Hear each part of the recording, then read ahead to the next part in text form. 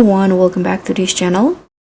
On today's tutorial, I'm going to show you how you can get a hula hoop in Avatar world. So the hula hoop is one of the most fun and interactive items in the game.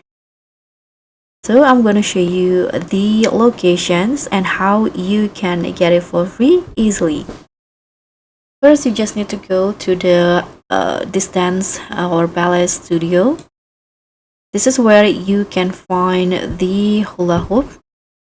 Okay, so once you're inside, you can just go to the end of the room and you'll find these hula hoop. So you can just grab it and choose the color that you want, and then you can just give it to your avatar like this. There are two animations, holding it and also using it like this. So that's how you can find and use hula hoop in Avatar world. Thank you so much for watching. Don't forget to like, comment, and subscribe. Also click on thanks.